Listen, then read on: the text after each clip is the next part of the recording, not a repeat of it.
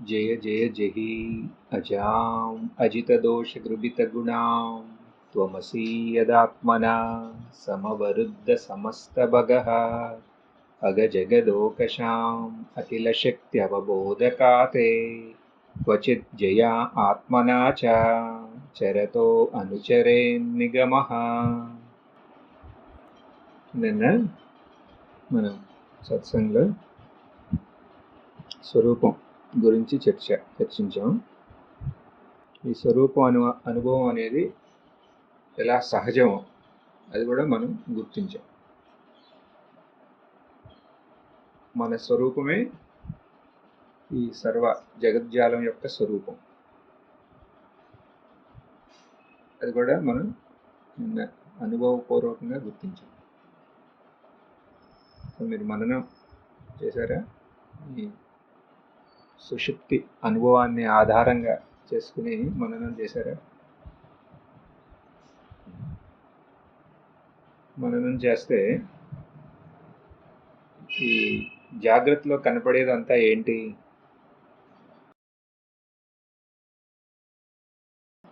స్వరూపమే కదా, అవునా? అంటే ఈ అనంతమైన ఎరుక ఉనికిని ఈ జాగ్రత్తలో మన అనుభవంలో ఉన్నది. ఇది మీ అనుభవమేనా లేకపోతే నేను చెప్పానని మీరు చెబుతున్నారా? చెప్పాలి. ఆ టైంలో అలా ఫీల్ అవుతున్నాం అంటే, కానీ ఆ టైంలో అది అనుభవమే కదా. ఇప్పుడు మనకు జ్ఞానం ఉంది స్వరూపం గురించి. అది ఆ జ్ఞానంతో మీరు తృప్తులేనా? ఎందుకని? అదే నిలకడగా లేదు. అంటే ఆ జ్ఞానం నిలకడగా లేదు, అది కాబట్టి ఆ అనుభవం కూడా నిలకడగా లేదంట. ఎందుకని నిలకడగా లేదు మన అనుభవం? ఇప్పుడు మనకి సత్యం ఏంటి అనేది మనం చర్చిస్తే ఆ చర్చ వల్ల మనకి సత్యం ఇది అని మన అనుభవంలోకి వచ్చింది. ఇది సత్యం అనేది మనకి స్పష్టం, మన అనుభవం అంటున్నాం. మళ్ళీ తర్వాత అది నిలకడగా లేదు అంటే ఇక వేరే ఏదో సత్యత్వాన్ని పొందుతుంది. సత్యత్వం కాకుండా సత్యత్వం లాగా మన అనుభవంలోకి వస్తుంది, అవునా? లేకపోతే అవకాశం లేదు కదా. అంటే నామరూపాన్ని మనం సత్యత్వం ఇస్తున్నాం. అంటే ఇప్పుడు ఏదన్నా ఒక నామరూపం ఏదన్నా సరే, ఆ నామరూపాన్ని సత్యత్వం ఇస్తే ఆ నామరూపం వల్ల మన శరీరం మనసుకు సత్యత్వం వచ్చేస్తుంది. అంతే కదా. ఎక్కడన్నా ఇప్పుడు స్వరూప అనుభవం అంటే అదేగా చూసాం. మన యొక్క స్వరూపాన్ని మనం స్పష్టంగా గోచరమైందంటే ఇంకా అదే స్వరూపం. ఆ స్వరూపం కాకుండా ఇంకో రెండోది ఎక్కడా లేదండి. ఇప్పుడు అది నిలకడగా లేదు అంటే లేదు అని గుర్తించడం కూడా, అది కూడా చాలా ముఖ్యం. ఎందుకంటే అప్పుడే కదా మనం, లేకపోతే ఏదో భ్రమలో ఉండటం కన్నా. కానీ ఎందుకు లేదు అంటే ఏదో ఒక విషయం సత్యత్వం తీసుకుంటుంది. దానివల్ల ఈ ప్రపంచం మన చుట్టూ అంతా సత్యమే. మన దేవుళ్ళందరూ సత్యమే అంటాం. కానీ అది ఎలా సత్యం? నామరూపంగా సత్యం అంటున్నాం అక్కడ. అంటే మన మార్గం నుంచి పక్కకు వచ్చేసాం. అంటే ఈ స్వరూప అనుభవం నుంచి అనేది మామూలుగా ఇదంతా ఓకే, ఇదంతా సత్యం అంటే ఓకే. కానీ ఇక్కడ అలా కాదు కదా. స్వరూప అనుభవం దృష్టి నుంచి మనకి వ్యతిచలనం సంభవించింది కాబట్టి వాటి యొక్క స్వరూపాన్ని మనం గుర్తించలేకపోతున్నాం. ఇంకా నిజమైన స్వరూపాన్ని నామరూపాంతో మనం సీమితం అయిపోయాం. అంటే సత్సంగం అంటే ఏంటి? ఒక సత్విక్ ఎన్విరాన్మెంట్ అనమాట. అంతే కదా.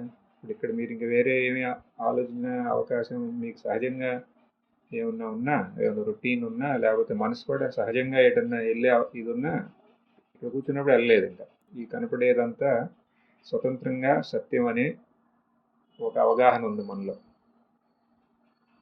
ఆ సంస్కారం జాగృతం అవడానికి టెన్సార్ల అవకాశం తక్కువ. మరి అలాంటప్పుడు సహజంగా మనం మన స్వరూపంగానే మిగులుతాం. తర్వాత మనం ఇక్కడి నుంచి వెళ్ళామనుకోండి, అప్పుడేమవుతుంది? మళ్ళీ మన సంస్కారాలు అంటే ఇక్కడ ఉన్న ఆ ఒక సత్సంగంలో మీకు మీరే మీ మనసుని నియంత్రించి ఒక ఏకాగ్రమైన అవస్థలో మీరు పెడతారు కదా. ఇలాంటివన్నీ నష్టం అవుతాయి. అప్పుడు మన సంస్కారాలకు మళ్ళీ బలం వస్తుంది. బలం వచ్చి మళ్ళీ మనని అటు ఇటు తీసుకెళ్తాయి. అదేంటది అక్కడ బాగానే ఉంది, ఇప్పుడు లేదు, మళ్ళీ నేను విన్నప్పుడు బాగానే ఉంది అంటారు. అది కరెక్టే, అంతే కదా, శ్రవణం వల్ల కాదు, మననం వల్ల. కానీ మాకు తృప్తి లేదు, అది సహజంగా ఉండాలి. దానికి ఏమన్నా మార్గం ఉందా అని అన్నాం అనుకోండి. దేనికి మార్గం అంటే స్వరూప దృష్టే ఉండాలి. స్వరూప దృష్టి నుంచి మనం ఇంకా వ్యతిచలనం సంభవించకూడదు. దానికి మార్గం ఉందా అంటే శృతిగీత ఏముంటుంది, ఉంది. ఏంటిది ఆ మార్గం? 37 శ్లోకం. న యదిదం అగ్ర ఆశా న భవిష్యదతో నిధనాదను అత అంతరా త్వయి విభాతి మృషైకరసే అత ఉపమీయతే ద్రవిణ జాతి వికల్పపతే వితతం మనో విలాసం ఋతం ఇతి అవయంతి అబుదాహ. ఋతం అవయంతి అబుదాహ అంటున్నారు. ఈ నామరూపాలు సత్యత్వంగా ఉన్నాయి అని అనుకుంటే అదే అనృత దృష్టి. అనృత దృష్టి అంటే ఏది సత్యం కాదో అది సత్యం అనుకుంటున్నాం, ఏది మిథ్యానో దాన్ని మనం సత్యం అనుకుంటున్నాం. దాన్నే అనృత దృష్టి అన్నాం.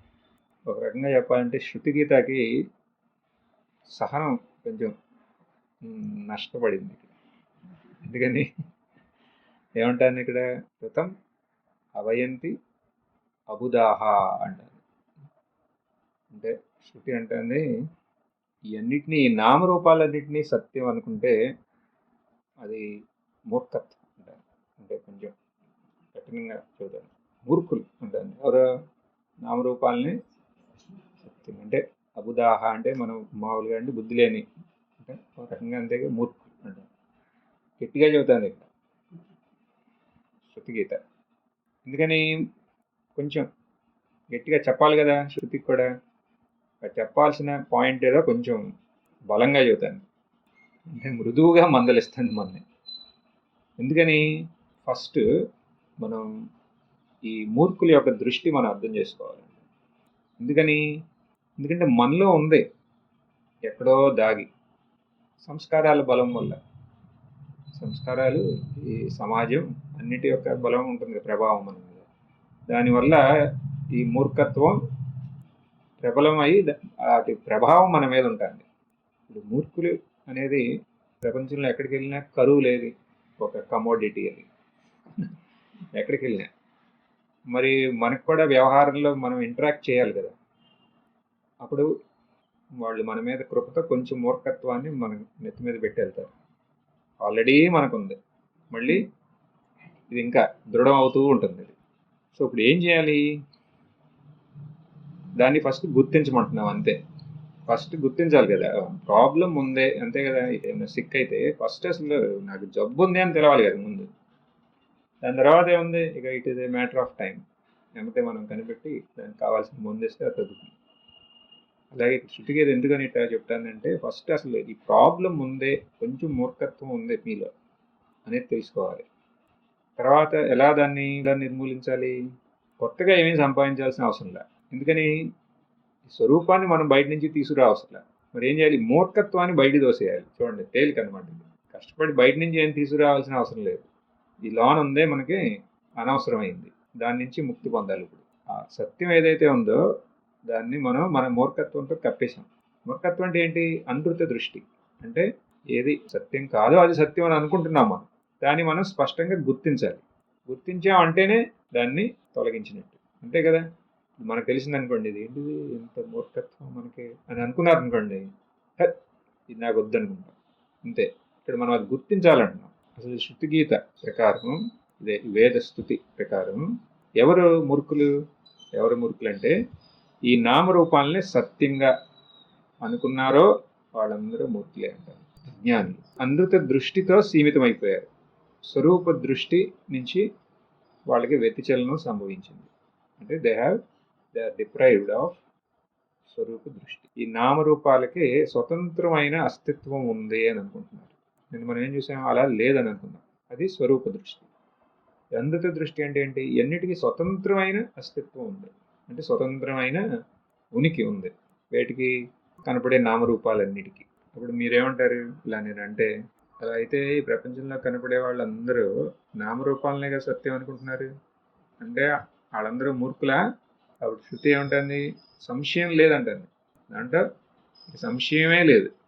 ఎలా ఎలా అలా అనగలదు శృతి? ఎంతమంది ఉన్నారు మీలాగా? చాలా తక్కువ. మేము కోట్లలో ఉన్నాం. అలా ఎలా చెబుతుంది శృతి? సరే మీరు కాదు, మూర్ఖులు కాదు. మూర్ఖులు ఎవరో మీరు చెప్పండి. నేను మిమ్మల్ని అడిగా అనుకోండి, మీరేం చెప్తారు? ఎవరు ఇప్పుడు అడిగేది? ఎవరిని? వేదాంత స్టూడెంట్స్ని. మూర్ఖులు ఎవరో చెప్పనా అని మీరు చెబుతున్నారు. నేను ఎవరో ఇక్కడ ఉన్నదేమో తాడు, దాన్ని పాము అనుకుని భయపడి పారిపోయి పారిపోతూ వాడు వెళ్ళి నూతిలో దూకి పడి అక్కడ గాయమై పడున్నాడు, వాడు మూర్ఖుడు అని మీరు అంటారు. అందుకని ఉన్నదేంటి అక్కడ? తాడు. కానీ వీడు పాము అనుకుంటమే కాకుండా ఆ భ్రమకి ఎంత ప్రభావం ఉందంటే పరిగెత్తుకుని కిందకి పట్టడం, మళ్ళీ హాస్పిటల్కి వెళ్ళటం, మళ్ళీ అక్కడ నిద్ర పట్టకపోవటం, మళ్ళీ అక్కడ మందులు ఇవ్వటం. ఎందుకంటే పాము. వాడెవరో మూర్ఖుడు అంటారు. స్టూడెంట్స్ అందరికీ, అద్వైత స్టూడెంట్స్కి తెలుసు కదా. లేకపోతే ఎండమావుల్ని చూసి అక్కడ నీరు ఉన్నాయి అనుకుని వెంబటే ఒక కొండ పట్టుకుని పరిగెట్టాడు. అది వెళ్తానే ఉంది ముందుకి, వీడు వెనకాల పరిగెడతానే ఉన్నాడు. అప్పుడు మీరు చెప్తారు మాకు తెలుసు వాడు మూర్ఖుడు అంటారు. వీళ్ళు మూర్ఖులు. అంతేగాని ఈ ప్రపంచం కనపడేవి, ఈ ప్రపంచం శబ్ద స్పర్శ రూప రసాత్మకమైన ఈ అందమైన ప్రపంచాన్ని అసత్యం అని ఎట్లా అంటారు మీరు? వాళ్ళు మూర్ఖులు అలా అనుకుంటే. లేనిది ఉన్నదనుకుని భ్రమపడి వాళ్ళు దాని ప్రకారం వాళ్ళ ఆచరణలో వాళ్ళు ఇబ్బందులు పడ్డారు. కానీ మేము ఎలా మూర్ఖులు? అలా కాదని అనిపిస్తుంది కదా మనకి. అనిపిస్తే అప్పుడు ఫస్ట్ ఆలోచించాలి. ఏంటది? తాడులో కనపడే ఆ పాము ఉందే, మళ్ళీ ఎండమావుల్లో కనపడే ఆ నీరు ఉంది కదా, అది ఎందుకు అసత్యం? దాని అసత్యం అని ఎందుకు అంటున్నారు మీరు? లేదు కాబట్టే కదా. ఎప్పుడు లేదు? తెలుసుకునే ముందు ఉంది, తెలుసుకున్న తర్వాత లేదు. తెలుసుకునే ముందు ఉంది అది. అంటే మనకే అక్కడ మనం చూస్తుంటేనే ఏం చూసాం? అక్కడ పావును చూసాం. పావును చూసామా? మన చూడక ముందు ఆ పావు ఉందా అక్కడ? లేదు. అంటే చూడండి, మనం చూడక ముందు, మనం పావులాగా చూడక ముందు అక్కడ ఏముంది? తాడే ఉంది కదా. తర్వాత తాడే ఉంది, కానీ మధ్యలో వచ్చిందనమాట ఈ పాము. ఇదనమాట. దాన్ని మనం భ్రమ అంటున్నాం అని మీరు చెబుతున్నారు ఇప్పుడు. ఎందుకంటే అది మేము చూడకముందు తాడులాగానే పడింది అక్కడ, మేము చూసినప్పుడు అలా కనపడింది అనుకో, తర్వాత మళ్ళీ అది తాడులాగానే ఉంది. కాబట్టి అది మధ్యలో అది కనపడినా సరే పాములాగా, అది పాము కాదు. అదేంటది? కేవలం తాడు మాత్రమే అంటున్నాం. ఇప్పుడు మృగతృష్ణ కూడా అంతే. మనం దాన్ని చూడక ముందు అక్కడ ఏముంది? రోడ్డే ఉంది. ఎర్లీ మార్నింగ్ అక్కడ ఏముంది? సూర్యుడు ఇంకా ఉదయిస్తున్నాడు. అప్పుడు అక్కడ మృగతృష్ణ కనపడుతుందా? కనపడదు. మధ్యలో సూర్యుడు మధ్య 12 అయింది, కనపడుతుంది. మళ్ళీ 6 అయింది, కనపడుతుందా? కనపడదు. కాబట్టి అది మిథ్య అని అంటున్నాం. ముందు లేదు అని, తర్వాత కూడా లేదు, మధ్యలో కనపడుతుంది.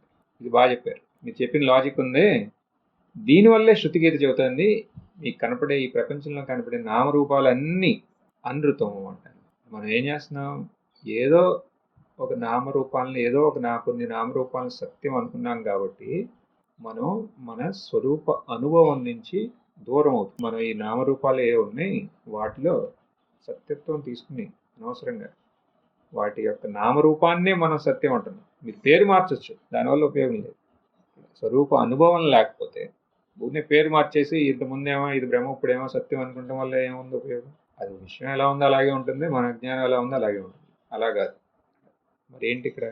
ఇది కనపడే అన్ని నామరూపాలుగా మనం సత్యం అనుకుంటున్నామే, అది సత్యం కాదు అని శృతి అంటుంది. ఇప్పుడు మీరు చెప్పిన లాజిక్ ఉంది, అదే లాజిక్ అప్లై చేయాలి ఇక్కడ. ఏం లాజిక్? మనకి ఈ శ్లోకంలో దాని గురించి చెబుతున్నారు. నా ఎదిదం అగ్రాశ నా భవిష్యతతో నిధనాదను అత అంతరా త్వయి విభాతి మృషైక రసే. అంటే ఏంటి? ఇది కనపడే ఈ నామరూపాత్మకంగా ఉన్న ఈ ప్రపంచం మొత్తం ఇది ముందు లేదు, తర్వాత కూడా లేదు, కానీ మధ్యలో కనపడుతుంది. అంటే మీరు చెప్పిన యుక్తి ప్రకారం ఇది సత్యమా అసత్యమా? అసత్యమే. ఏది? మీరు కనపడే ప్రపంచం అంతా. అలా అంటే ఒప్పుకుంటారా? చూడండి, ఒప్పుకుంటే మళ్ళీ ఇక అనృత దృష్టి ఉండకూడదు. మీరు ఒప్పుకున్నా ఒప్పుకోపోయినా లోన ఒక ఆలోచన వస్తుంది. ఈ మిథ్యా పాము, సర్పం మనని కాటేయగలుగుతుందా? కాటే. అలాగే అనృతమైన మృగతృష్ణ జలం వల్ల ఎవరికైనా దాహం తీరుతుందా? తీరదు. కాబట్టి అవి మిథ్య, అనృతం, అసత్యం. కానీ ఇవన్నీ మన ఎదురుగుండా ఉండేది, ఇవన్నిటికీ వీటి వల్ల ఉపయోగం ఉంది కదా. ఇప్పుడు మీకు దాహం వేస్తే నీరు ఇస్తాం, అవి తాగుతారు, తాగి చల్లగా హాయిగా ఉందంటారు. తర్వాత మళ్ళీ మైక్ దగ్గర రాగానే ఈ నీళ్ళన్నీ అసత్యం అంటారు. ఏం మనుషులండి మీరు అని మేము అనుకుంటారు. అనుకుంటున్నారా? అవన్నిటికీ మేము చెప్పే ఉదాహరణలు అలా ఇది ఎలా అవుతుంది? వాటికి ఒక వ్యవహార క్షమత లేదు, ఫంక్షనల్ యూటిలిటీ లేదు కదా. కానీ ఇక్కడ అలా కాదు. ఇక్కడ వీటి వల్ల ఉపయోగం ఉంది. ఇప్పుడు ఏ వస్తువు అన్నా తీసుకోండి, ఇక్కడ ఆ వస్తువు వల్ల ఉపయోగం ఉందా లేదా? మీకు ఉంది. మరి అదెట్ట అసత్యం అవుతుంది? అది మిథ్య ఎలా అవుతుంది? క్వశ్చన్ ఉందా ఇలా? ఉంటే అప్పుడు మీరు చెప్పాలి. ఇప్పుడు స్వప్నం సత్యమా మిథ్య? మిథ్య కదా. ఏంటి ఆలోచిస్తున్నారు? స్వప్నం మిథ్యే కదా. స్వప్నం మిథ్య ఎలా చెప్పగలుగుతున్నారు మీరు అది మిథ్య అని?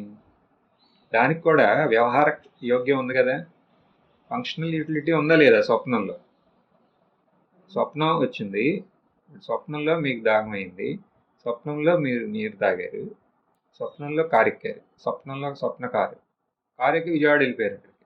లేదా మళ్ళీ అక్కడ విజయవాడలో స్వప్నంలో ఫ్లైట్ ఎక్కారు, మళ్ళీ అమెరికా వెళ్ళిపోయారు, మళ్ళీ అక్కడ అందరితో మాట్లాడి అన్నీ చేసి మళ్ళీ ఇంకో ఫ్లైట్ వేసుకుని మళ్ళీ విజయవాడ వచ్చేసి మళ్ళీ వచ్చి మళ్ళీ పడుకున్నారు. ఇదంతా స్వప్నంలో జరిగింది.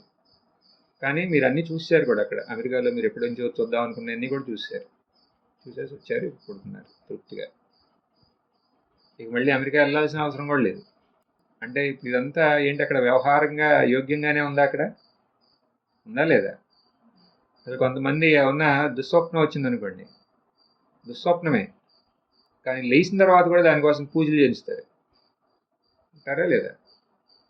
పూజ చేసేవాళ్ళు ఎప్పుడు రెడీగా ఉంటారు కదా. ఇలా వచ్చిందంటే ఇవన్నీ చేయాలి, ఇంక ఖర్చు పెట్టాలంటే అది అలా కూడా చేస్తారు. అంటే దానికి వ్యవహార క్షమత కూడా ఉంది స్వప్నాన్ని. అయినా సరే మీరు దాన్ని మిథ్య అని ఎందుకు అంటున్నారు? ఎందుకని వ్యవహార క్షమత ఉన్నా సరే అవి అసత్యం. మీరు ఆన్లైన్లో ఉన్నాళ్ళు కూడా ఆన్సర్లో ఆలోచిస్తున్నారా? సో ఇది వ్యవహార క్షమత ఉన్న స్వప్నం, అది అసత్యం. ఎందుకని? అవి ఇప్పుడు లేవు కాబట్టి. నేనంటున్నా, మీరు అంటున్నారు. అది ముందు లేదు, తర్వాత లేదు. అయినా అది కనపడేది, దానివల్ల ప్రయోజనం కనపడినా సరే అది సత్యం కాదు. ఎందుకని? అది ఇప్పుడు లేదంటున్నారు. మీరు చెప్పిన కారణం ఉందే, అదే కారణం ఈ జగత్ అసత్యం అంటాను. చూడండి, ఇక్కడ కొత్తగా ఏం చెప్పట్లేదు, మీ దగ్గర ఉన్న జ్ఞానమే ఇదంతా. యుక్తి రూపంలో వెళ్తున్నాం ఇవాళ. ఎందుకంటే మన మనసులో మనకి కొన్ని యుక్తులు ఉన్నాయి. ఆ యుక్తి వల్ల మనం ఏది సత్యం కాదో అది సత్యం అనుకుంటున్నాం. మనలో ఉన్న యుక్తి అంతా బయట తీసుకొచ్చి దాంట్లో అసలు యుక్తి ఏమీ లేదు అని నిరూపించే ఒక ప్రయత్నం అనమాట ఇది. ఇప్పుడు స్వప్నం ఎందుకు మిథ్య అయింది? ఎందుకు మిథ్య అని చెప్పాం? అది ఇప్పుడు లేదు కాబట్టి. దాంట్లో అంతా ఉంది వ్యవహార క్షమత. అప్పుడు మన మిథ్యా సర్పంలాగానే అంతా ఇక్కడ కూడా ఉంది. అయినా సరే అది మిథ్య, ఎందుకంటే అది ఇప్పుడు లేదంటున్నాం. జాగ్రత్త కూడా అందుకే అసత్యం అంటున్నాం. ఎందుకని? ఎప్పుడు ఉండలేదు కదా. స్వప్నం ఎందుకు మిథ్య? అది ముందు లేదు, తర్వాత లేదు, మధ్యలో ఉంది. ఇప్పుడు జాగ్రత్త ఏంటి? జాగ్రత్త కూడా అంతే. ఇక్కడ కూడా మీకు వ్యవహార క్షమత అన్నిటిలోనూ మీరు ఏమన్నా అన్నిటికీ ఉపయోగం ఉంది. కానీ ఇది కూడా ముందు లేదు, తర్వాత లేదు, మధ్యలో వచ్చింది. అది ఒప్పుకుంటారా? జాగ్రత్త ముందు లేదు, తర్వాత లేదు, మధ్యలో వచ్చింది. ఒప్పుకుంటారా? ఒప్పుకుంటారా లేదా చెప్పాలి. చాలా ఇంపార్టెంట్ పాయింట్. మీరు చెప్పిన దాని ప్రకారం ఇప్పుడు నేను ముందుకెళ్ళేది. మీరు ఒప్పుకుంటే ఒక రకంగా, ఒప్పుకోకపోతే ఇంకో రకంగా. ఇది ఎలా మిథ్య అంటారు అని అంటున్నాం. అక్కడి నుంచి వచ్చాం మనం. ఎందుకంటారండి? ముందు లేదు, తర్వాత లేదు, మధ్యలో ఉంది కాబట్టి అవన్నీ మిథ్య అంటున్నాం. ఓకే, వాటికి వ్యవహార క్షమత లేదు. స్వప్నంకి వ్యవహార క్షమత ఉంది. మరి అయినా అది మిథ్యనా? మిథ్య. ఎందుకు మిథ్య అంటే అది ముందు లేదు, తర్వాత లేదు, మధ్యలో ఉంది అంటున్నాం. ఓకే, సేమ్ ఇప్పుడు జాగ్రత్త అంతే. ముందు లేదు, తర్వాత లేదు, మధ్యలో ఉంది అంటున్నాం. ఎందుకని? ముందు లేదండి. ముందు లేదంటే ఎలా లేదు? ఎందుకు లేదు ముందు? ముందు అంతేగా. ఇప్పుడు జాగ్రత్త, ఇప్పుడు ఇక్కడ సంశయం రావాలి. అది ముందు లేదు తర్వాత లేదండి. ముందు లేదు తర్వాత లేదంటే మీకు ఎంతమంది పిల్లలు? మాకు 3 పిల్లలు. ఇప్పుడు లేచాను ఇక్కడ, తర్వాత నిద్రపో తర్వాత ఎందుకు లేదు? స్వప్నంలో లేదు కదా జాగ్రత్త. మళ్ళీ జాగ్రత్త వచ్చింది. మళ్ళీ జాగ్రత్త వస్తే ఇదేంటిది? మళ్ళీ మీకు ఎంతమంది పిల్లలు అంటే 3. ఈ 3 పిల్లలు ఎప్పుడు కన్నారు? ఇంతకు ముందు ఎప్పుడు? ముందు జాగ్రత్త. మరి అప్పుడు ఉంది ఇప్పుడు ఉందిగా, మధ్యలో లేదనట్ట. మరి మధ్యలో కూడా ఉండే ఉంటుంది కదా. కాబట్టి సత్యం అని అంటే అనొచ్చు కదా. ఇలా చూడండి, చాలా లోతైన విచారణ. ఇప్పుడు అనొచ్చు కదా. అనకూడదంటే ఎందుకు అనకూడదంటే అనకూడదు అంతే, అంతకు కుదరదు ఇక్కడ.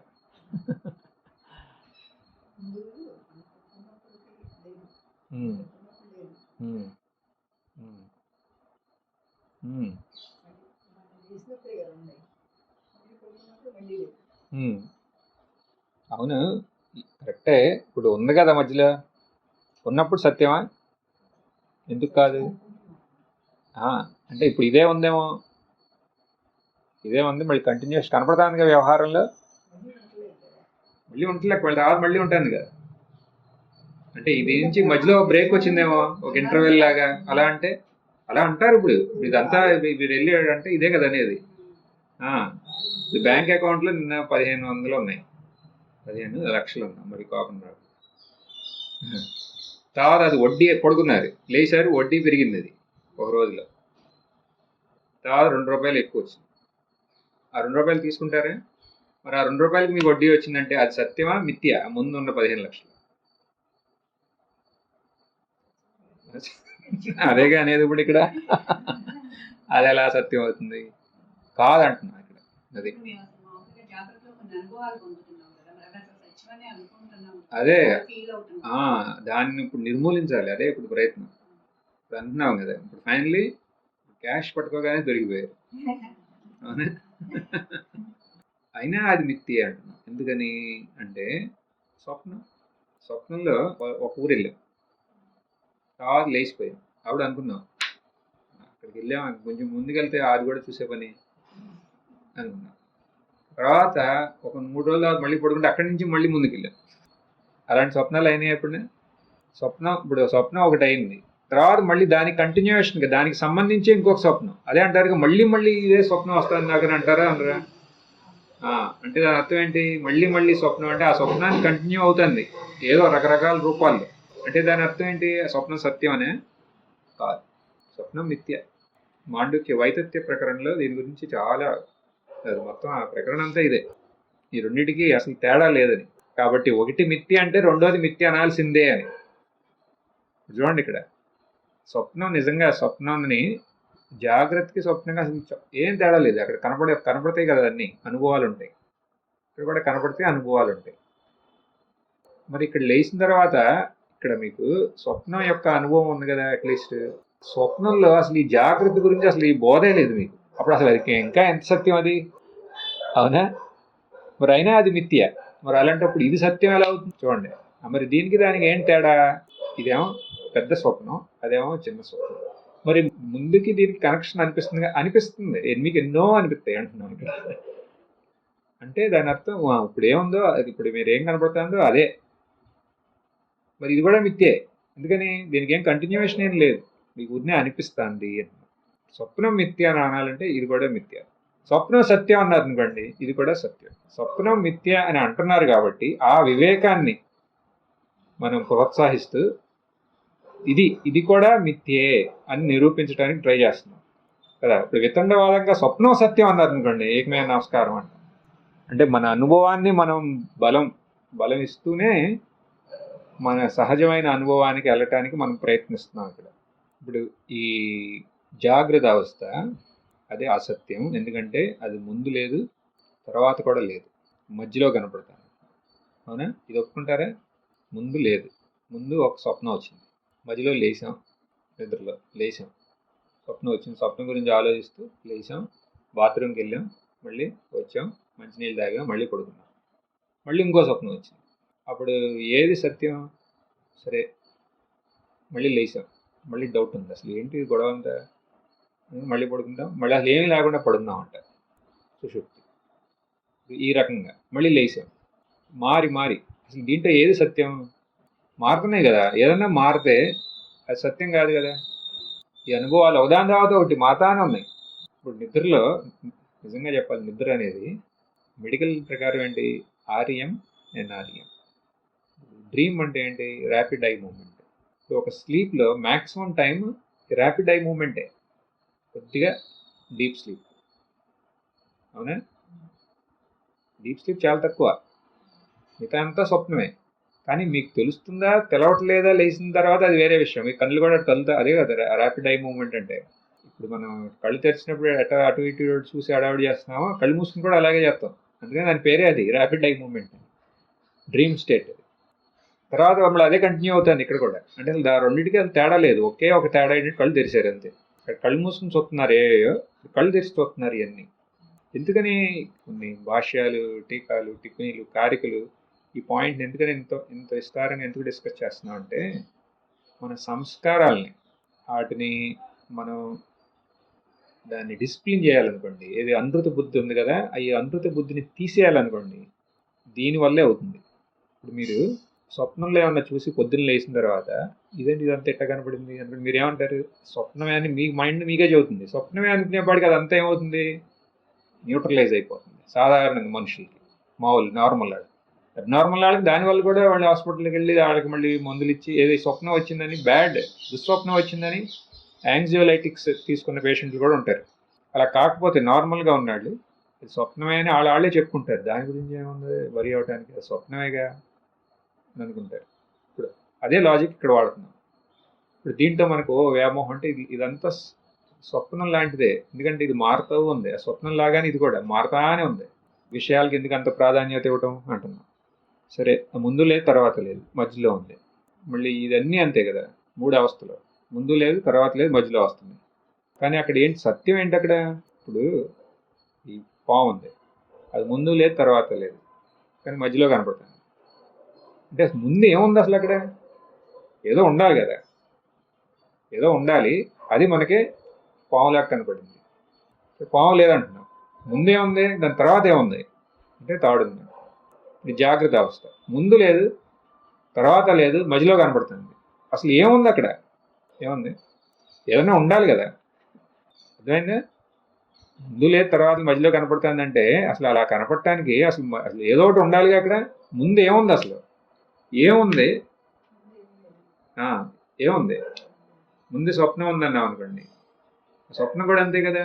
స్వప్నం దాని ముందు అది లేదు, దాని తర్వాత ఉంది. అసలు ముందు ఏముంది? స్వప్నం ముందు సుషుప్తి ఉంది. సుషుప్తికి ముందు లేదు తర్వాత లేదు మధ్యలో కనపడుతుంది. అసలు ఏముంది అక్కడ? అసలు ఈ మూడింటికి అధిష్టానంగా ఏముంది? అది అవునా? సుషుప్తి అంటేనే అక్కడ మనకి స్పష్టం అవుతుంది. ఇప్పుడు అది నిన్న చూసాం కాబట్టి అటు వెళ్ళకపోయినా అసలు ఏదన్నా ఒకటి ఉంటేనే కదా మనకి వేరే రకంగా కనపడటానికి. అసలు అది ఏంటి అన్నాం అనుకోండి, ఏంటి అంటే శ్లోకం ఏం చెబుతుంది? ఏకరసే అంటారు, చూసారా? అది ఇక్కడ మనకి ముఖ్యం. ఏకరసి. ఏకరసం అంటే it is seamlessly it is there. ఇప్పుడు తైలధారం అన్నాం అనుకోండి, అది ఏకరసం అంటే అట్లా వెళ్తానే ఉంది, మధ్యలో ఏమి బ్రేక్స్ ఏమి ఉండవు అక్కడ. అలాగే ఈ జాగ్రత్త వచ్చి వెళ్ళిపోయిన ఏకరసంగా ఒకటి ఉంది అక్కడ. ఎగ్జాంపుల్, ఇప్పుడు స్క్రీన్, మళ్ళీ ఇమేజెస్, చిత్రాలు. అక్కడ ఈ చిత్రాలు వస్తున్నాయి పోతున్నాయి, కానీ ఏకరసంగా ఒకటి ఉంది. ఏంటది? స్క్రీన్ ఏకరసంగా ఉంది. అలాగే ఇక్కడ ఈ జాగ్రత్త మారుతూ ఉంది. ఇప్పుడు మనకు కనపడిన ఊరు కాదు ఇప్పుడు ఈ ఊరు, ఎందుకని మొత్తం మారిపోయింది. అవునా? మేము చిన్నప్పుడు ట్యాంక్ పైకి వెళ్తే మొత్తం కొబ్బరి చెట్లు యొక్క అడవిలాగా ఉండేది. సర్లే అని మేము అదే అంత అందమైన దృశ్యం పైకి వెళ్ళి ఇప్పుడు వెళ్ళామనుకోండి, ఒక్కటి కూడా కనపడదు. అంటే మొత్తం మారిపోయింది, ఊరే మారిపోయింది. ఇలా అన్నీ మారుతూనే ఉంటాయి అంతా. మరి ఏంటి దీంట్లో సత్యం? మారకుండా ఏముందో ఇక్కడ అన్నాం అనుకోండి, ఏకరసం. ఏంటది ఏకరసంగా ఉన్నది? ఏంటి ఇక్కడ? ఈ జాగ్రత్త, స్వప్నం, మళ్ళీ ఈ రెండు లేని సుషుప్తిలో మూడిటిలోనూ ఏకరసంగా ఏముంది?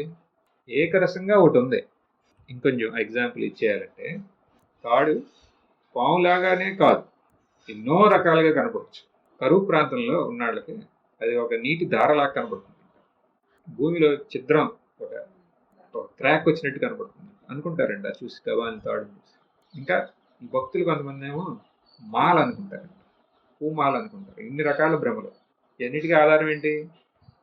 తాడు. తాడు ఏక రసంగా ఉంది అక్కడ. పాపం దానికి అసలు ఏం తెలియదు, కానీ చూసేవాడు వాడి యొక్క మనోవిలాసం అనమాట ఇదంతా.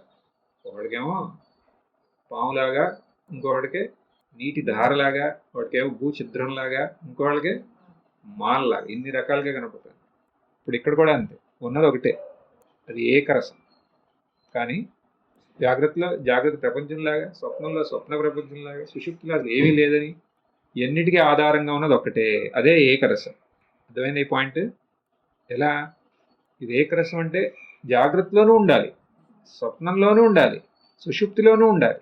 చెక్ చేయాలి కదా. ఇక్కడ మీరు తాడు ఉందన్నారు, ఏకరసంగా ఉందన్నారు. ఎలా? పాము అన్నారా? ఎలాగోలా మనం ఒక 2-3 మనిషిని పెట్టిన కర్రలు పట్టుకుని కర్రతో దాన్ని కదిస్తే మనం దాని దెబ్బ ఎత్తే అది కదల్సింది. అప్పుడు వెళ్ళి చూస్తే అది తాడని తీసింది. భూఛిద్రం ఇదేంటి, నిన్న బాగానే ఉంది, వాళ్ళు ఏంటి ఇట్లా కట్ అయిందని మనం వెళ్ళి చూస్తే లైట్ వేస్తే అది భూఛిద్రం లేదు. నీళ్లు ఉన్నాయేంటి ఇక్కడ అని మనం ఇట్లా అంటుకుంటే నీళ్ళు లేవు. సో మాలేంటి ఎవడో పట్టించుకోవడం ఇటు పడింది అని మనం తీస్తే వచ్చింది తాడు. టెస్ట్ చేస్తే ఏంటి అక్కడ ఏకరసంగా ఉన్నది, ఏంటి అక్కడ రజ్జు, తాడే.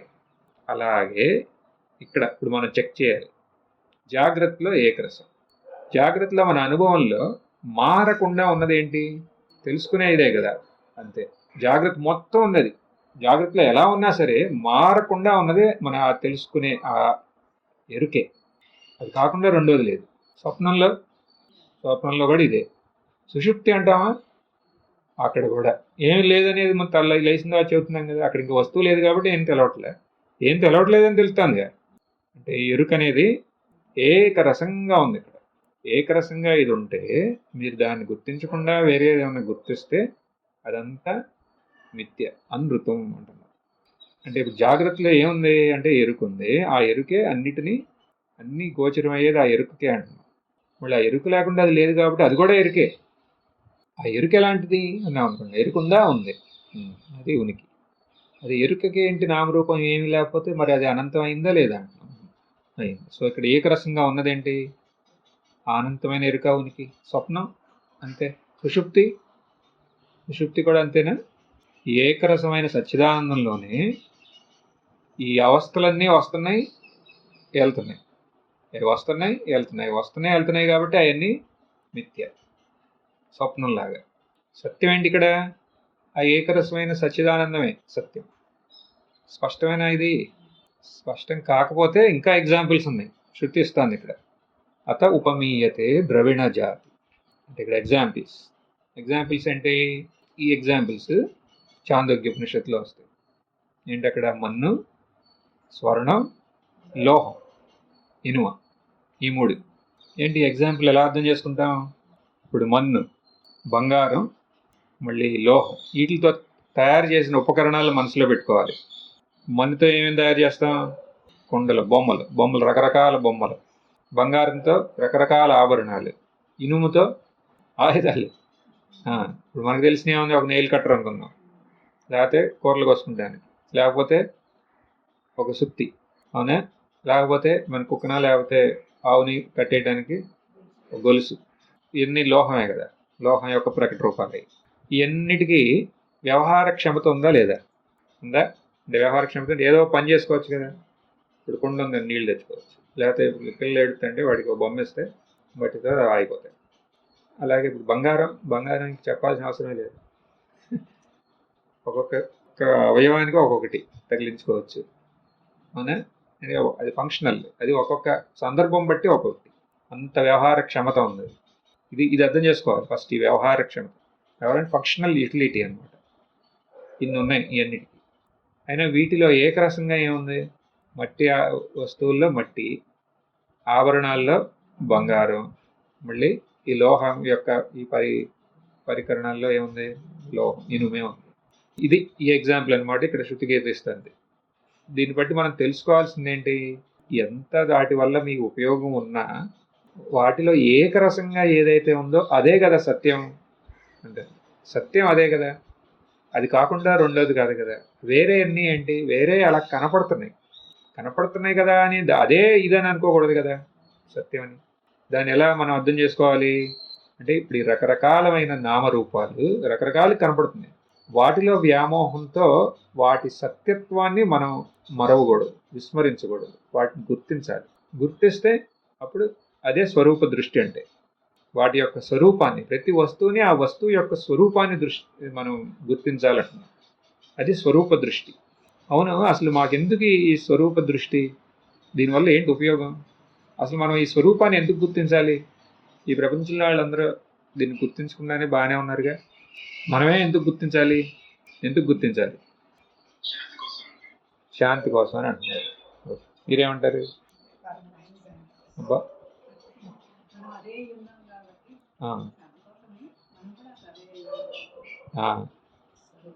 శాంతి, ఇప్పుడు వీరందరూ శాంతి కోసం అంటే ఇప్పుడు ఈ పబ్లిక్ వీళ్ళందరూ అశాంతిగా ఉన్నారా అని అన్నాం అనుకోండి, ఉన్నారా లేదా వేరే వాళ్ళందరూ? అసలు ఈ మార్గంలోకి ఎందుకు వచ్చాం మనం? శాంతి కోసం. మార్గంలోకి ఎందుకు అందరూ రావట్లేదు? వాళ్ళు అశాంతితో తృప్తి పడ్డారు కాబట్టి. అది అశాంతితో తృప్తి లేని వాడికి ఇక ఆధ్యాత్మం మొదలు. అశాంతి ఉంది, శాంతితోనే ఇప్పుడు అశాంతిలో మధ్యలో కొద్దిగా శాంతి, అది కూడా అశాంతే కదా అని తోసాడు. ఇంకెందుకు అశాంతమైన బ్రతుకు? ఇప్పుడు మీరు అంటున్నారు వాళ్ళకు కూడా వాళ్ళ వాటిలో శాంతి ఉందని, కానీ ఆ శాంతి క్షణికమైన శాంతి, దీర్ఘకాలం అశాంతి, కానీ దాంట్లో తృప్తిగా ఉన్నారు వాళ్ళు. ఆధ్యాత్మికం అంటే ఏంటంటే దాంట్లో ఒక నిరసత వచ్చేసింది, అంటే రుచి లేదు ఇంకా. ఎందుకని? మొత్తానికి దాంట్లో ఉందేంటి? అశాంతి, అంతే కదా. క్షణికమైన శాంతి, దీర్ఘకాలం అశాంతి, అంటే అది మొత్తానికి అది అశాంతే కదా. అలాంటి అశాంతి ఎందుకు అని అనుకున్నప్పుడే ఈ ఆధ్యాత్మికంలోకి మనం అడుగు పెడతాం. ఎందుకని ఇక్కడ అంటున్నారు ఏదో శాశ్వతమైన శాంతి మీరు పొందగలరు అంటున్నారు. అబ్బో ఇదేదో చూద్దామని ఇటు వస్తాం. లేదా అప్పటి వరకు శాంతి కోసమే ప్రయత్నం, చిన్నప్పటి నుంచి శాంతి కోసమే, అదే ఆనందం కోసమే, బొమ్మలు కాడి నుంచి ఇక రకరకాలు. కానీ ఎక్కడో ఒకసాట ఓ కాదు, శాశ్వతమైన శాంతి పొందాలి. అది ఉంది, అలాంటి పాసిబిలిటీ ఉంది. అదేంటది అంటే అప్పుడు స్వరూపం తెలుసుకో, దాంట్లోనే శాంతి ఉంది అంటే. మనకి స్వరూప దృష్టి ఎందుకు అంటే శాంతి కోసం. అంటే స్వరూప దృష్టి ఉంటే శాంతి ఉన్నట్టే. ఈ స్వరూప దృష్టి ఎలా వస్తుంది? మనం ఇప్పుడు అసలు ఎక్కడ స్టార్ట్ చేసాం? ఆ స్వరూప అనుభవాన్ని మనం నష్టపోతున్నాం. ఎందుకని నష్టపడుతున్నాం అంటే ఏది అసత్యమో దానికి సత్యత్వాన్ని ఇస్తున్నాం. అవునా? అక్కడి నుంచి మొదలెట్టాం. దేనికి సత్యత్వం ఇస్తున్నాం? నామరూపాలు. ఇప్పుడు ఇక్కడి నుంచి వెళ్తే ఎక్కడికి వెళ్తారు? మీ హాస్పిటల్కి మీరు వెళ్తారు, వెళ్ళారా? వెళ్ళిన తర్వాత మీ ఎదురుగుండా ఒక పేషెంట్ వచ్చి కూర్చుంటాడు. అప్పుడు స్వరూప అనుభవంలో ఉన్నారు. అప్పుడు వాడు అంటాడు, ఇది ఇచ్చారా ముందు నిన్న, ఏం పని చేయలే అంటాడు. అప్పుడు మీరేమంటారు? చచ్చినాడు వేసుకున్నావా లేదా నువ్వు? ఒకసారి వేసుకున్నా. నేను ఎన్నిసార్లు వేసుకోమన్నాను? 3 సార్లు. నువ్వు ఎన్నిసార్లు వేసుకున్నావు? ఒకసారి. మళ్ళీ నన్ను అంటావేంటి అని తర్వాత వాడు వెళ్ళిపోతాడు. తర్వాత పోయింది, మొత్తం పోయింది. అవునా? అంటే ఈ రకంగా లేకపోతే ఇంట్లో 10 మనుషులు లేరు, లేకపోతే ఇంట్లో ఎవరికో వాళ్ళకి ఒంట్లో పోవాలి, ఏమవుతుందో ఏ క్షణం ఏంటో ఈ గొడవ, నేను ఇక్కడికి వచ్చేసి అక్కడ అసలు ఏమవుతుందో ఏంటో. అంటే ఈ రకంగా వస్తువులు సత్యత్వం తీసుకుంటాయి. ఇప్పుడు మనం ఇవాళ దానికి మనం విరుగుడు కనిపెట్టామనుకోండి, అప్పుడు ఆ స్వరూప అనుభవం అనేది మన సొంతం అవుతుంది. సో ఇప్పుడు ఏదన్నా ఒక ఆబ్జెక్ట్, ఇప్పుడు మనకి ప్రాబ్లమ్స్ ఇచ్చే ఆబ్జెక్ట్స్ వదిలేద్దాం, ముందు ప్రాబ్లం లేని తీసుకుందాం. ఇప్పుడు ఈ కుర్చీ ఉందనుకోండి, కుర్చీలా చూసామనుకోండి, అదొక దృష్టి. కానీ అసలు ఈ కుర్చీలో అసలు ఏంటిది, దీంట్లో సత్యం ఏంటి? దీని యొక్క అస్తిత్వం. అవునా? ఇది ఉందే అనేది. అవునా? నాసత విద్యుత్ భాష్యం గుర్తుందా? ఇది ఉందే అని. అస్తిత్వం ఉందా? దీనికి ఉంది. అస్తిత్వం ఉందే అని ఎవరు గుర్తించారు? అస్తిత్వం. ఇప్పుడు ఒక ఆబ్జెక్ట్ తీసుకున్నాం, జాగ్రత్తగా నాలిది, ఇది స్వరూప దృష్టి ఇచ్చే ప్రక్రియ అనమాట. ఇక్కడ ఇప్పుడు ఏ వస్తువు స్వరూప దృష్టి నుంచి వ్యతిచలనం సంభవించి అదే వస్తువుతో మనం దాని యొక్క స్వరూపంలోకి ప్రయాణిస్తున్నాం. ఏ వస్తువు అన్నా తీసుకోండి, కుర్చీ తీసుకుంటారో, లేకపోతే మొబైల్ తీసుకుంటారో, లేకపోతే ఏదన్నా ఎవరో ఒక మనుషుల్ని, ఒక వ్యక్తిని తీసుకుంటారో, ఇప్పుడు ఈ ఇంటి పాపం ఇలా అయిపోయింది, ఆయన్నే తీసుకోండి, ఆ వస్తువు. ఆ పేషెంట్ని తీసుకుంటారో, లేకపోతే ఎవరన్నా సరే, మనం ఎప్పుడు ఏదన్నా ఒక వస్తువు వల్ల మనకు దుఃఖం వచ్చినా, ఏదన్నా ఒక వస్తువు వల్ల సుఖం వచ్చినా, ఏమొచ్చినా మనం ఇక మైమరిచిపోతాం తత్వాన్ని. ఆ వస్తువులు తీసుకుందాం. ఈ వస్తువులో ఏంటి సత్యం అంటే అసలు అది ఉందా లేదా అన్నారు అనుకోండి, అలా ఉంది కాబట్టే అసలు డిస్కషన్ అంటాం మనం. అవునా? ఉందే, ఆ ఉన్నదే అనేది ఏంటి అసలు దాంట్లో? దాని యొక్క ఉనికే కదా. ఆ ఉనికిని ఎవరు గుర్తించారు? ఆ ఉనికితో పాటే అక్కడ ఒక ఎరుకుంది. అవునా? చూడండి, ఏ వస్తువు అన్నా మనకి ఈ జ్ఞానం ఇవ్వడానికి అది రెడీగా ఉంది. మనం అల్లరు అక్కడ ఆ వస్తువు యొక్క స్వరూపం దగ్గరికి వెళ్ళట్లా. ఇప్పుడు ఏ వస్తువు అన్నా ఉందే అని అన్నాం అనుకోండి, ఈ వస్తువు ఉందే అంటే అక్కడ అస్తిత్వాన్ని గుర్తించింది అక్కడ అస్తిత్వంతోనే ఉన్న ఎరుక. అంటే ఈ అస్తిత్వం, ఈ ఎరుక అన్నమాట ఇక్కడ ప్రధానం అని అనుకుని ఆ అస్తిత్వం ఎరుకులాగా ఉన్నారనుకోండి, అదే దాన్ని గుర్తించారనుకోండి స్పష్టంగా, అప్పుడు అక్కడ ఏముంది? అది అనంతమే కదా. ఇప్పుడు అనంతమైన ఎరుక ఉనికి అనే కదా ఈ వస్తువు. అవునా? ఇది స్వరూప దృష్టి అంటే. స్వరూప దృష్టి అనే ఒక స్పెక్స్, ఒక గోగుల్స్ మీకు పెట్టేశాం. ఇప్పుడు మీరు ఒకటి పెట్టుకున్నారు, ఏంటది, విఎఫ్ఎక్స్ పెట్టుకున్నారు, దానివల్ల ఇదంతా కనపడుతుంది. ఇప్పుడు మనం అది తీసేసి ఆ ప్లేస్లో ఏం పెట్టాం? స్వరూప దృష్టి. అప్పుడు ఇంకేంటి కనపడేది? అది. అంటే ఇప్పుడు ఏదన్నా వస్తువు ఆ సత్యత్వం తీసుకుంటే మీరు స్పెక్స్ మార్చండి అంతే. అప్పుడు అక్కడ కనపడేది ఏంటి? అనంతమైన ఎరుక, ఉనికి అయినా ఇదన్ని సార్లు అప్లై చేయాలన్నమాట.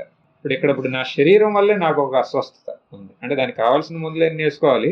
కానీ ఈ శరీరం ఏంటి అసలు? ఈ శరీరం అక్కడ ఏంటి? అది ఉందా ఇది అంటే మనం ఉందంటాం. లేదంటే లేని దాని గురించి ఎందుకే మనం ఫూల్ అని మనం అనలేం కదా. అందుకని ఉందే అని అంటాం. ఉందే అన్నాము, అక్కడ పట్టుకున్నారు. ఇంకా అస్తిత్వం ఏంటి అసలు? ఇక్కడ ఉంది అస్తిత్వం. అస్తిత్వాన్ని ఏది గుర్తించేది? అదే కదా అస్తిత్వంలో ఇన్బిల్ట్ అది. అదే నిన్నలా ఒకే కాయిన్కి 2 సైడ్లు లాగా ఎరుక. అస్తిత్వం వచ్చిందో ఎరుక వచ్చేసింది. ఎరుక వచ్చింది అన్నా ఎరుకతో పాటు ఉండాలి అక్కడ. మళ్ళీ ఎమ్మటే వెళ్ళిపోయి ఇంకొక వస్తువుకి వెళ్ళిపోకూడదు. దాన్ని ఆ విచారాన్ని అక్కడ పూర్తి చేయాలి. పూర్తి చేసామో మనం ఎక్కడ మిగులుతాం? ఆ ఏకరసంగా ఉన్న మన స్వరూపం దగ్గర ఆగుతాం. ఇదన్ని సార్ల నేను ఇప్పుడు నాకు ఏ వస్తువు లేదు అని కూర్చున్నారు, మనసులో వచ్చింది ఒక ఆలోచన. ఆ ఆలోచన పట్టుకోండి. ఆ ఆలోచన ఏదో ఒక వస్తువుతో సంబంధించే ఉంటుందా? దాన్ని పట్టుకోండి. ఏమీ లేదు, దేశం గురించి వచ్చింది, ఆ దేశం మొత్తాన్ని తీసుకోండి. ఈ దేశం యొక్క అస్తిత్వం అంటే ఇక ఏది మన నుంచి తప్పించుకోలేదు, మన స్పెక్ట్స్ నుంచి, ఈ స్వరూప దృష్టి నుంచి. అంటే ఇప్పుడు మనం ఈ స్వరూప దృష్టితో చూసామంటే మిగిలింది ఏంటి అక్కడ? అనృతం కాదు, మరి సత్యం, జ్ఞానం, అనంతం. అదే శాంతి. సో శాంతి లేదు అంటే అక్కడ అశాంతి ఉన్నట్టు. దాని వెనకాల కారణం ఏంటి అన్నాం అనుకోండి.